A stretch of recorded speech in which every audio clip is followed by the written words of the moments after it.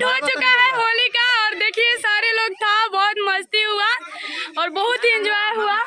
कैसा लगा आपको हमसे मिलके होली खेले? नीलू हैप्पी होली। मिलेंगे कि नहीं होली के दिन? हैप्पी होली।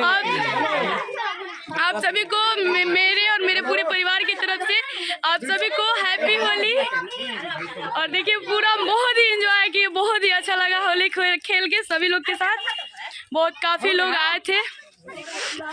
थैंक यू आप सबको, इतना प्यार आशीर्वाद मिला हमको। और आप सब वीडियो देखते रहिएगा और खूब सारा आशीर्वाद प्यार दीजिएगा, कमेंट और शेयर जरूर कीजिएगा। और ये मनीष जी और जिन्होंने मुझे बहुत सपोर्ट किए, रवि जी, मनीष जी और सारे कलाकार लोग, मतलब बोल के कि नहीं और वीडियो कीजिए और वीडियो कीजिए, सारे लोग सपोर्ट किए। और ये गौतम जी जिनका आज घर है, लोकेशन है, बहुत ही प्यारा लोकेशन है। और ये हमारी जान जिंदगी हैप्पी होली। ये मेरा परिवार है ये गलत बात है, ये मेरा परिवार है जिन्होंने मुझे कितना भी सैड क्यों ना रहो, लेकिन मेरे खुशी की वजह ये लोग हैं, मेरी दोस्त सहेली।